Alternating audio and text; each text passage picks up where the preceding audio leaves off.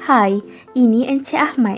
Beliau merupakan seorang penyelia di sebuah syarikat insurans dan kini beliau sedang mencari calon untuk mengisi kekosongan jawatan di syarikat tersebut. Tetapi malangnya, Encik Ahmad kurang mahir dalam mengumpul analisa pekerjaan.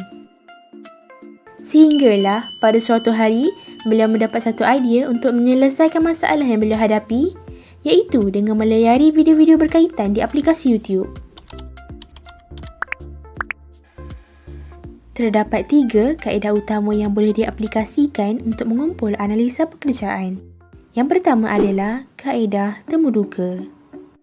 Kaedah temuduga ini mempunyai 2 jenis. Jenis yang pertama ialah berstruktur, di mana pihak penemuduga mempunyai senarai soalan yang telah ditetapkan untuk disoal kepada calon-calon temuduga. Senarai soalan tersebut akan lebih cenderung kepada tugas jawatan yang dipohon, kemahiran yang diperlukan dan sebagainya. Jenis yang kedua ialah tidak berstruktur, di mana soalan yang ditanyakan oleh pihak penemuduga adalah secara rawak dan tidak terikat dengan senarai soalan. Berikut adalah senarai panduan yang boleh dirujuk untuk menjalankan proses temuduga.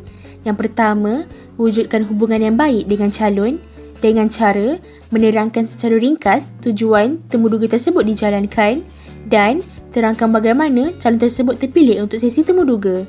Seterusnya, digalakkan untuk menggunakan kaedah temuduga jenis berstruktur. Hal ini kerana kita dapat memastikan soalan-soalan penting tidak ketinggalan untuk ditanyakan kepada calon. Akhir sekali, semak semula informasi yang diberikan oleh calon setelah tamat sesi temuduga. Ini bertujuan untuk memastikan kesahihan informasi yang diterima daripada mereka. Berikut adalah contoh soalan-soalan lazim yang boleh digunakan sewaktu sesi temuduga. Apakah tugas utama jawatan ini? Apakah syarat dari segi pendidikan, pengalaman dan kemahiran jawatan ini diperlukan? Adakah pekerjaan ini terdedah kepada sebarang bahaya atau situasi yang di luar jangkaan? Kelebihan yang diperoleh daripada kaedah temuduga ini adalah ianya merupakan satu kaedah yang ringkas dan cepat untuk mengumpul maklumat. Kekurangannya pula adalah penyelewengan informasi yang diberikan oleh calon sering berlaku. Kaedah yang kedua adalah melalui soal selidik. Kaedah soal selidik ini dijalankan adalah dengan meminta calon atau pekerja untuk mengisi borang soal selidik berkaitan tugas dan tanggungjawab pekerjaan yang mereka pohon dan memberikan penerangan yang berkaitan. Berikut adalah contoh soalan-soalan yang sesuai diletakkan di dalam borang soal selidik.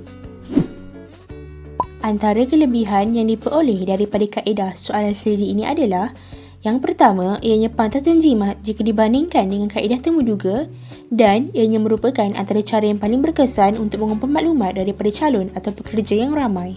Kekurangannya pula adalah kaedah ini memakan masa untuk memastikan pekerja atau calon memahami soalan yang dinyatakan. Kaedah yang ketiga adalah melalui pemerhatian.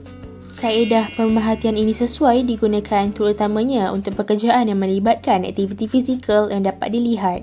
Contohnya ialah tukang masak dan kerani perakaunan. Kelebihan yang dimiliki oleh kaedah ini adalah pihak majikan dapat menilai terus pemahaman pekerja atau calon terhadap tugas pekerjaan mereka. Kekurangannya pula adalah kaedah ini tidak sesuai untuk diaplikasikan bagi pekerjaan yang menggunakan mental seperti peguam. Kini, Encik Ahmad lebih memahami dan mahir tentang kaedah-kaedah yang beliau boleh aplikasikan untuk mengumpul analisa pekerjaan.